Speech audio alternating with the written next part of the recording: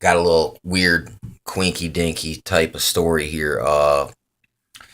It's strange. It's kind of like marking your territory, or it's kind of like when gangs tag up territory. Like it's strange, kind of how like things are written in stone. You gotta take a far back look at it. You almost got to project yourself into the sky and look down on the top of yourself. You know what I'm saying? See your surroundings to get a grasp of what I'm even really talking about here. For instance, okay, I'm from Flint, and basically, my whole life, the North Side is primarily black or African Americans that live on the North Side. But I mean, it's primarily black. I mean, this area I live at is like just north of the North Side. Just like, where I grew up was east of the East Side. You know what I'm saying? It's a little bit cooler in that in those atmospheres, but it's right outside of the city. You know what I'm saying? Like over there, I wasn't far away from the Carpenter Road projects, but far enough away, a safe enough distance away that I didn't have to deal with a lot of that stuff that comes out of these projects.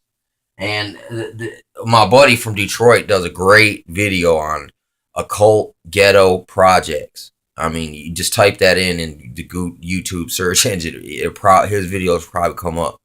Uh, occult ghetto projects. I mean, and this is part of it. Okay, so on the north side, we in the north. Okay, the north side. Like when I lived over in Grand Blanc, uh, it was in an old underground railroad house. You know what I'm saying? And it had a like little tunnel in it. Like supposedly, they had slaves in there, running away or hidden. Supposedly, I mean, maybe it was used for other things like smuggling or who knows. Old houses. This house I'm in right here is like 100 years old, so there could be bodies buried around here. Don't know. But when I was in Florida now, wait, here, hold on. Let me describe the rest of Flint. It's like the east side. When growing up, that was normal. That was like kind of like lower class whites and Mexicans. That's the way it was considered. It's like everyone. It's really got a bad stigma. So does the north side. The south side here is a mixed hood, but it's more white, more wider. You know what I'm saying? But there's a lot of black people over there too, which is kind of weird that you don't think segregation still exists. It exists to an extent, because I mean, it's just the way that things are engineered. Things are engineered in such a way that it's gonna create these things. They're little shadows under the lily pad for these things to grow. You know what I'm saying? They need to keep the race war going. It's helter skelter. But anyway, down in St. Petersburg, I stayed in North St. Petersburg. Like as soon as you come off the bridge, it's called the Parkway, and the first road on the right when you go in towards St. Pete. I stayed there, and that neighborhood was a mixed neighborhood. Florida's pretty mixed. I mean, it's not, you wouldn't have white black segregation. It's more like you got Spanish speaking white and African American segregation kind of. It still goes on in a way, but you do got little like apartment complex areas where it'll be a pretty mixed crowd, or even sometimes you could see communities are set up in such a way that they're old people communities, or then you got your trailer parks for like newer families, trying to get on their feet. But down south, on the other hand, when you go to the south side of St. Petersburg, it's hood, man. It's crunk. It's just it's the hood, man. I mean, the hood is. And they might be different in every town, in every city, in every state, in every country, but there's certain elements of the hood that is the same in every hood. You know what I'm saying? And this element is the element as well. It's like how the police and the system, the builders, have constructed society in such a way that that area is set there and it's the lily pad for this to grow so they can keep it under control. This comes out of the art of war. This is Sun Tzu that I'm speaking to you here. It's like knowing that, you can see how crime is useful. It's like if you allow people to commit certain crimes, they'll be happy, and therefore you get to keep, you being the leaders, get to keep running around in the shadows while everyone's busy under the lily pad.